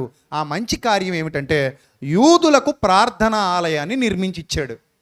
యూదులకు ప్రార్థనా మందిరాన్ని నిర్మించిచ్చాడు, కట్టించిచ్చాడు. వాళ్ళ సినగోగ్ అది, సమాజ మందిరం అది. ఆ సమాజ మందిరాన్ని కట్టించి ఇచ్చాడన్న సంగతి యేసు ప్రభువుకు చెప్తున్నారు. చాలా మంచోడు ప్రభువా, ఆయన అన్యుడైనప్పటికీ మనల్ని చాలా ప్రేమించాడు, ఇశ్రాయేలీల కొరకు ఒక సమాజ మందిరాన్ని కట్టించిచ్చాడు. ఎవడికి ఉంటుంది ఆ మనసు? నిజమే కదా, అందరికీ ఉంటుంది ఆ మనసు. ఉంటుందా? చాలామందికి ఉండదు. ఇప్పుడు లోపల ఉంటుంది అసలు రూపం, పైన రూపం మామూలుగానే ఉంటుంది. ఈ జాలి, దయ, కరుణ, ప్రేమ, ఈ ఇవ్వాలనే కృప, తలంపు లోపల ఇక్కడ నుంచి రావాలి. అది దాన్నే ఔదార్యము అన్నాడు. ఏమన్నాడు? ఔదార్యము. కొంతమందికి బిగబట్టే గుణం ఉంటుంది. వాళ్ళు ఏ మంచి పనికి ముందుకు రారు, ఏ మంచి పనికి ముందుకు రారు. వట్టి కుండలు ఇవి, ఎవరి దాహం తీర్చవు. కానీ ఆ కొండకు ప్లేస్ ఇవ్వాలంతే. అది ఉంటుంది అలాగా. అది ఎందుకు ఉందరా అంటే ఉందంతే, ప్లేస్ తినేయడానికి. ఆ చెట్టు ఉంది, ఎందుకు ఉంది? ఎన్ని సంవత్సరాలు వచ్చి చూసినా దాని దగ్గర నుంచి ఒక పండు లేదా. ప్రభువు చాలా బాధపడ్డారు. అరే ఏమైనా పనికి వస్తుందా అంటే ఏం ఫలించదండి, ఇది నీళ్ళు మాత్రం తాగేద్దే, ఏం ఫలించదండి, ఎరువు మాత్రం తినేస్తుంది. ఎన్ని సంవత్సరాలైనా అట్టనే ఉంటుంది. అప్పుడు ఈ భూమి వ్యర్థ. ఫలించే గుంపులో ఉండాలి ప్రతి మనిషి. నీ వలన ఏది మంచి అది జరగాలి, ఏది మంచిదో నీ బ్రతుకులో అది జరగాలి. అంతే తప్ప మేము ఉన్నామంటే ఎందుకు ఉన్నాం? ఒక పర్పస్ ఉంది మన జీవితానికి. పని కట్టుకుని పనికిరాని వాడు ఎవడు ఈ లోకంలో పుట్టడు. You have a purpose. ఒక పర్పస్ ఉంది. దేవుడు ఒక ప్రణాళికాబద్ధంగా నిన్ను నన్ను పుట్టించాడు ఈ లోకంలో. వ్యర్థంగా పుట్టినవాడు ఎవడు లేడు. ప్రతి మనిషి జన్మకు ఒక కారణం ఉంది, ఉండి తీరింది అంతే. సో ఇప్పుడు ఈయన ఎంత గొప్ప వ్యక్తి చూడండి. నేను బ్రతుకుతున్నానంటే ఏదో చెయ్యాలి అని అనుకున్నాడు. ఒక మంచి సమాజ మందిరాన్ని కట్టించాడు. ఇప్పుడు అదే సాక్ష్యం చెప్తున్నారు, వచ్చి ప్రభు దగ్గర సాక్ష్యం ఇస్తున్నారు. ఇతని గురించి ఏమని సాక్ష్యం ఇస్తున్నారు? ప్రభువా, అతడు మన జనులను ప్రేమించి మనకు సమాజ మందిరం తానే కట్టించినని ఆయనతో చెప్పి మిక్కిలి బతిమాలుకొనిరి. కావున యేసు వారితో కూడా వెళ్ళాను. చూడండి, కావున అంటే ఆయనకు అర్థమైంది, ఓహో ఒక గుడ్ క్యారెక్టర్ కలిగిన వాడు, ఇతడు మంచివాడు. చూసారా, అతను చేసిన పనికి ప్రతిఫలం లేటుగా వచ్చినా ఎక్కడికి పోదు. అర్థమైందా? లేట్ అయినా కూడా చేసిన మంచి పని ఎక్కడికి పోదు.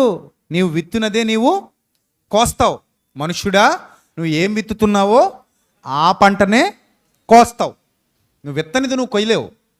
ఏది విత్తుతున్నావు, మంచి విత్తావా మంచినే కోసుకుంటే ఏదో రూపంలో నిన్ను అది కాపాడుతుంది.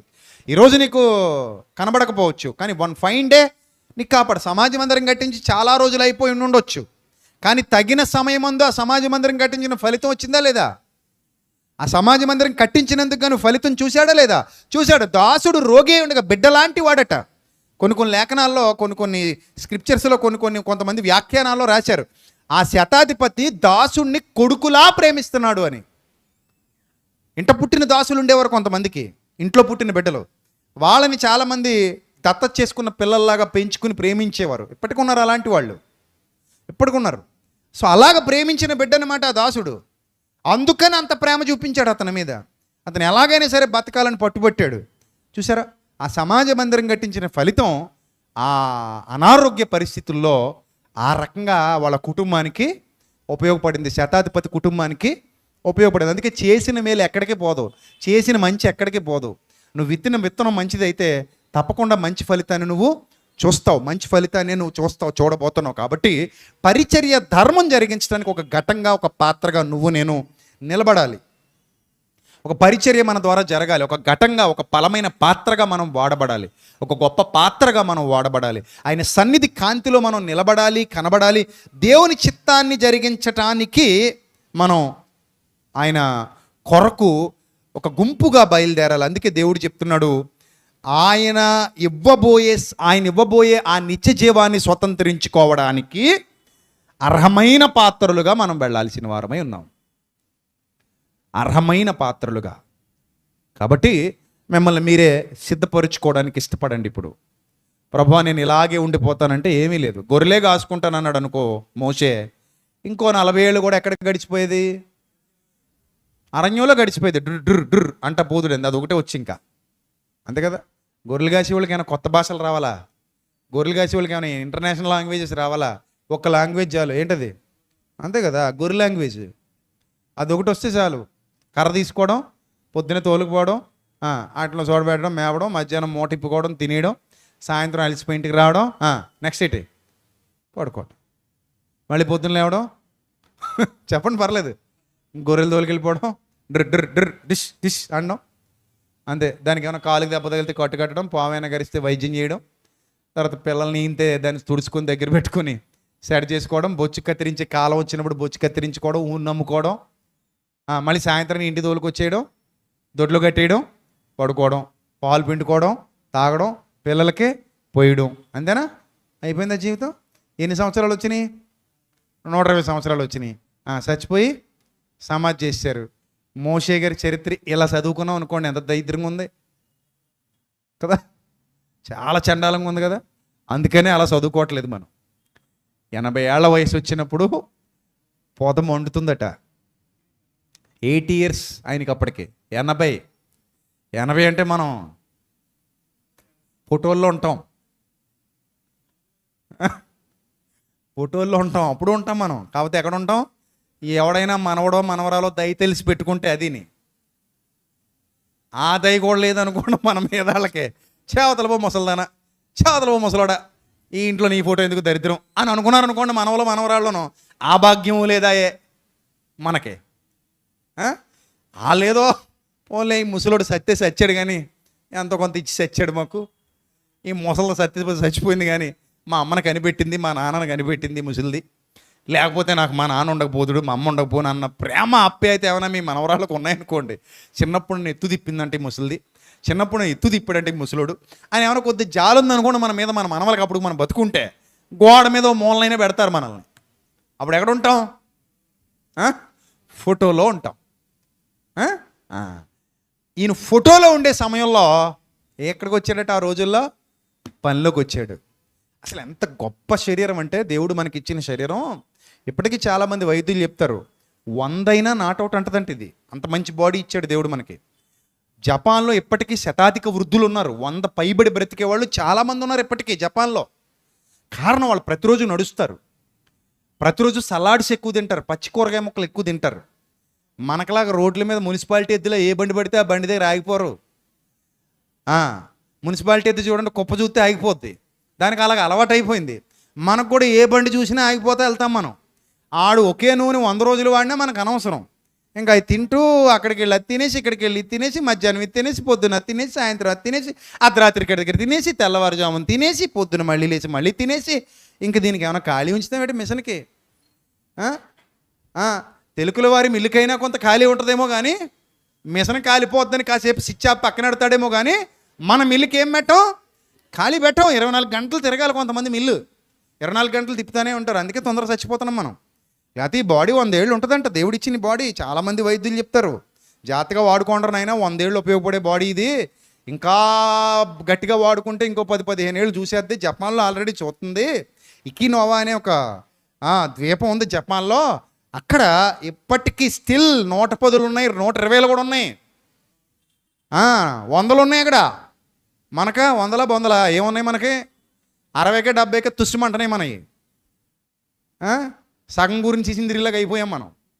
అటు పైకి వెళ్ళాం, ఇటు కిందకి రాలేం, తుస్సుమనే పరిస్థితి వచ్చింది మనకి కదా.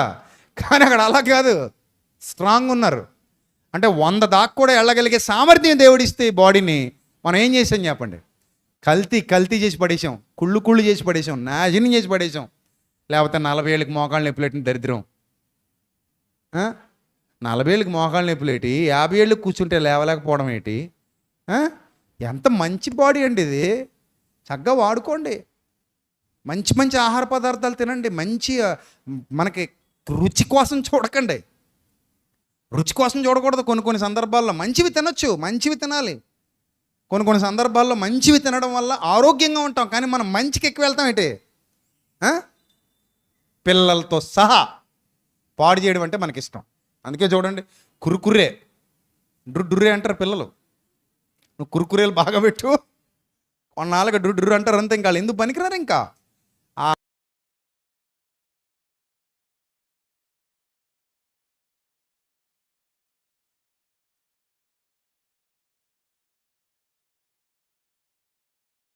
తండ్రులారా మీరు శాపగ్రస్తులు. మరి అంతే, మరి పెడతావు నువ్వు. సో ఇన్ని తప్పులు చేసి వాళ్ళు 100 ఏళ్ళు బతికేయాలంటే ఎక్కడ బతుకుతారు? బతకరు కదా. సో కాబట్టి దేవుడిచ్చిన అందమైన శరీరాన్ని అందంగా కాపాడుకుంటూ అందంగా ఆయన పనిచేసి ఏంటి మోషేలాగా 80 ఏళ్ల వయస్సులో కూడా అంతే 120 ఏళ్ళ వయసు వచ్చాక కూడా సేవలో వాడబడుతున్న గొప్ప వృద్ధుడు ఆయన. వృద్ధుడని మనం అండం తప్పితే కళ్ళు ఎలా ఉన్నాయట? షార్ప్ రెటీనా, మసకలేదు, దూరంగా ఉన్నాయి కనబడకపోవడం, దగ్గర ఉన్నాయి కనబడకపోవడం, సైటు గీటు ఏవి లేవు. 120 కూడా కళ్ళు మంచి షార్ప్గా పనిచేస్తున్నాయి. కాళ్ళలో సత్తువ, మోకాళ్ళ నొప్పులు, ఎముకల నొప్పులు, జిగిరైపోతాలు, ఫెవికాల్ వేయటాలు ఏవి లేవు. మోసే చనిపోయినప్పుడు 120 సంవత్సరములు ఈడు గలవాడు, అతనికి దృష్టి మాంద్యం లేదు, సత్తు ఏమీ తగ్గలేదు. 120కి ఎలా ఉన్నాడు? పవర్ఫుల్. విపత్తులు ఏమీ సంభవించకపోతే మీ ఆరోగ్యాన్ని మీరు జాగ్రత్తగా కాపాడుకుంటే 100 దాకా దేకేయచ్చు మీరు ఆరోగ్యంగా. పాడు చేసుకోకండి, మంచిగా తినండి, మంచిదే తినండి. చెడ్డది తినాల్సి వస్తే అకేషనల్గా తినండి, అదే పనిగా తినకండి. అప్పుడు మీరు బాగుంటారు. కొంచెం దేహాన్ని ఒక మందిరంలా చూడండి, చెత్తబుట్టలా చూడకండి. ఒక మందిరంలో చూశారనుకో ఏది పడితే అది పడేయం. చెత్తబుట్టలో చూస్తే డస్ట్బిన్ లాగా అన్నీ ఇందులో పడేస్తాం. దరిద్రం అంతా తెచ్చిగా పడే నలిపిందల్లా పనికిరల్లా పడే అన్నట్టు ఉంటుంది. అలా పడేస్తే ఇంక బాడీ ఎందుకు పనికి వస్తుంది? ఎందుకు పనికిరాదు. సో వాడదామా మరి అర్హమైన పాత్రగా, ఒక మంచి ఘటముగా ఈ జీవిత కాలంలో దేవుని చిత్తాన్ని జరిగించడానికి దేవుడు నన్ను ఎన్నుకున్నాడని నమ్ముతున్న ప్రతి వారికి ఈ సందేశం అంకితం. అర్థమైందా? దేవుడు నన్ను ఆయన చిత్తాన్ని జరిగించడానికి ఎన్నుకున్నాడని ఎంతమంది నమ్ముతున్నారో వాళ్ళందరికీ ఈ సందేశం అంకితం ఇస్తున్నాను. ఈ సందేశం మీ హృదయాలలో గొప్ప బలాన్ని, గొప్ప ఉత్సాహాన్ని, గొప్ప ధైర్యాన్ని, గొప్ప జ్ఞానాన్ని నింపాలి. అలా దేవుని కొరకు మిమ్మల్ని సంసిద్ధులుగా చేయాలి. ఆయన చిత్తాన్ని జరిగించే యోధులుగా మిమ్మల్ని మార్చాలి. మీ శరీరాలు వ్యర్థంగా శుష్కించిపోయే శరీరాలు మట్టిలోకి వెళ్ళిపోవడానికి కాదు. మీ శరీరాలు దేవుని కొరకు పనికొచ్చే అద్భుతమైన ఘటాలు. మీలో ఏ ఒక్కరూ తృణీకరింపబడేవారు కారు. ఒక బర్నబా మీకు మాదిరి, ఒక శతాధిపతి మీకు విశ్వాసంలో మాదిరి, ఒక పౌలు మీకు మాదిరి, ఒక స్టెఫను మీకు మాదిరి, ఒక మోషే మీకు మాదిరి, ఒక యోసేపు, ఒక సమూయేలు, ఒక రూతు, ఒక ఎస్తేరు, ఒక ఫీబే, ఒక మరియా, వీళ్ళందరూ మీకు మాదిరి. మీరు కూడా అర్హమైన ఘటాలే. మిమ్మల్ని మీరు సిద్ధం చేసుకుంటే మీరు కూడా ఎవరు? అర్హమైన పాత్రలే. మీరు వ్యర్థమైన వారు కారు, మీరు అర్హమైన పాత్రలే. అర్హమైన వ్యక్తిత్వం కలిగే వారిగా మీరు మారితే, మిమ్మల్ని మీరు సిద్ధం చేసుకుంటే మీ వాల్యూ ఆటోమేటిక్గా ఏమైపోద్ది? పెరిగిపోద్ది. మీ ఘనత ఆటోమేటిక్గా ఏమైపోద్ది? పెరిగిపోద్ది. మీ గొప్పతనం ఆటోమేటిక్గా పెరిగిపోద్ది దేవుని దృష్టిలో. అందుకే నా స్వీయ అనుభవం మీకు చెప్పాను. నేను ఇప్పటికీ అలాగే కన్వీనర్గా ఉండిపోయిండుంటే బాగుంటుందా? అస్సలు బాగోదు. నాకే బాగోదు అనిపిస్తుంది. ఎందుకంటే నన్ను నేను సవాలు చేసుకుంటూ ఈ సువార్త పరిచర్యలో ముందుకెళ్ళిపోతున్నాను కనుక, నన్ను నేను పరీక్షించుకుంటూ ఈ సువార్త పరిచర్యలో ముందుకెళ్ళిపోతున్నాను కనుక, దేవుని యొక్క ఆలోచన చేత నడిపించబడే ఘటం కనుక ఇలాగే నేను ఉండాలని కోరుకున్నాను, అలాగే ఉంటున్నాను కనుక నాకు అనిపిస్తుంది, తండ్రి నన్ను నేను సిద్ధం చేసుకుని కొంచెం ముందుకు వచ్చాను, నువ్వు నన్ను చాలా ముందుకు తీసుకెళ్ళావు.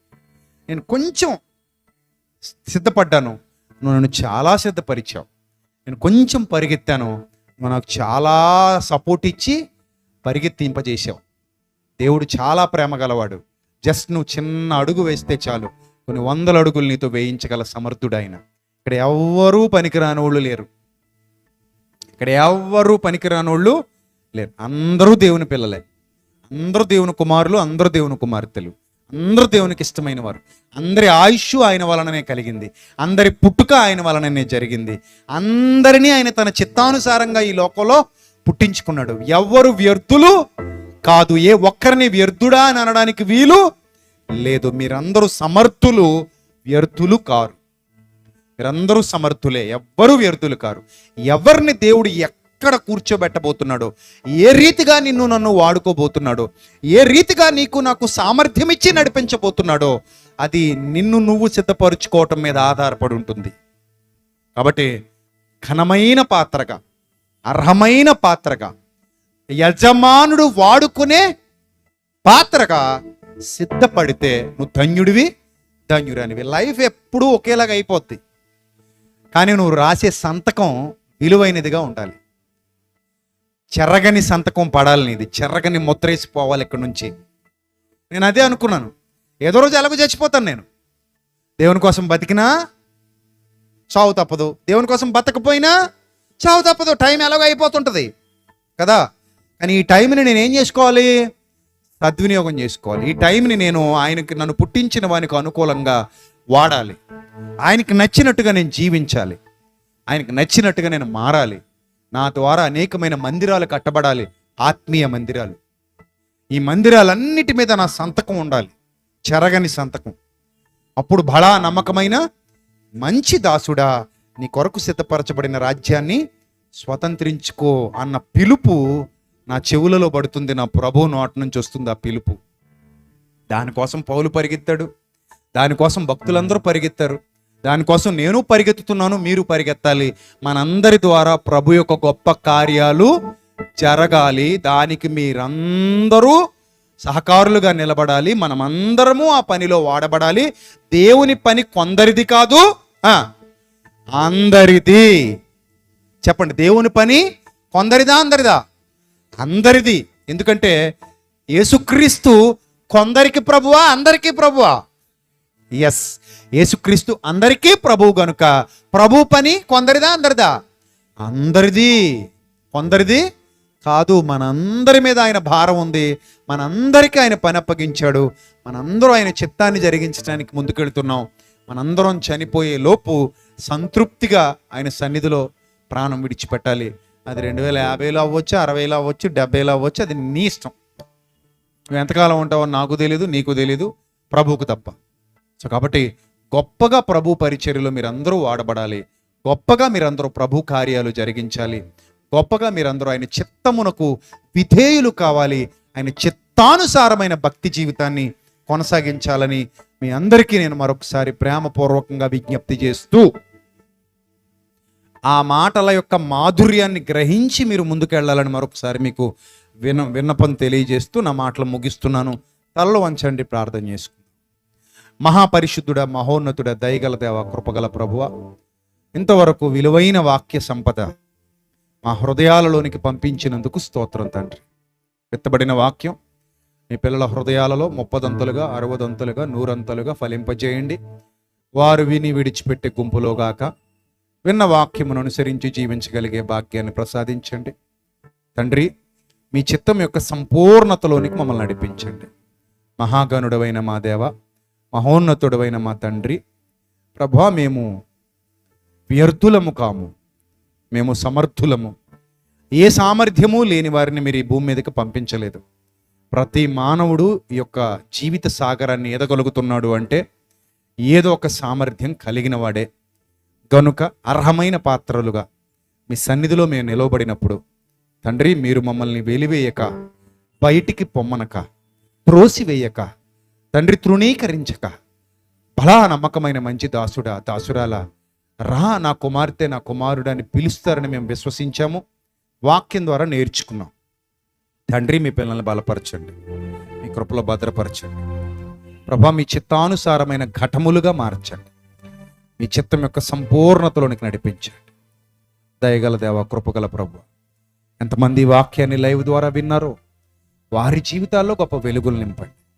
మేము మీ సేవ కొరకు వాడబడవలసిన వారమే తండ్రి. అందుకే మీరు మాకు మీ సేవ నిమిత్తమే మాకు సమస్తాన్ని అనుగ్రహించారు. బర్నబాకి ఇచ్చినటువంటి మంచి హృదయాన్ని మాకు ఇవ్వండి తండ్రి. ప్రభా, పౌలు గారికి ఇచ్చిన మంచి హృదయాన్ని మాకు ఇవ్వండి తండ్రి. దావీదుకి ఇచ్చినటువంటి మంచి హృదయాన్ని మాకు ఇవ్వండి అయా. శతాధిపతికి ఇచ్చినటువంటి మంచి హృదయాన్ని మాకు ఇవ్వండి. బీబేకి ఇచ్చినటువంటి మంచి ధైర్యాన్ని, మంచి హృదయాన్ని అక్క చెల్లెమ్మలకు, అన్నదమ్ములకు ఇవ్వండి తండ్రి. యొక్క చిత్తం యొక్క సంపూర్ణతలోనికి బిడ్డలందరినీ నడిపించండి. ధైర్యముతో, వివేకముతో, జ్ఞానముతో, శక్తితో, బలముతో నింపమని వేడుకుంటున్నాను తండ్రి. మీ ఆత్మాభిషేకము బిడ్డలందరికీ దయచేసి తండ్రి, మీ యొక్క చిత్తం యొక్క సంపూర్ణతలోనికి నడిపించమని మహాగణుడైన మా దేవ, మహోన్నతుడైన మా తండ్రి, యొక్క నామ మహిమార్థమై మమ్మల్ని అందరినీ ఫలింపజేయమని ప్రాధేయపడుతూ ఘనత, మహిమ, ప్రభావములు మీకు మాత్రమే ఆరోపిస్తూ మా సంఘమును ఇంకా వర్ధిలింప చేయమని, మా సంఘము ద్వారా గొప్ప కార్యాలు జరిగించుకోమని వేడుకుంటూ యేసుక్రీస్తు ప్రభు వారి దివ్యనామంలో ఈ ప్రార్థన మనవులు సమర్పించి మీ వద్ద నుండి తిరిగి బలమైన జవాబు పొందుకొనిచున్నాం మా కన్న తండ్రి. ఆమేన్. అందరికీ వందనాలు. May Lord bless you all, love you all. దేవుడు మిమ్మల్ని, మీ కుటుంబాల్ని బహుగా దీవించి ఆశీర్వదించి బలపరిచి స్థిరపరచునుగాక. ఆమేన్.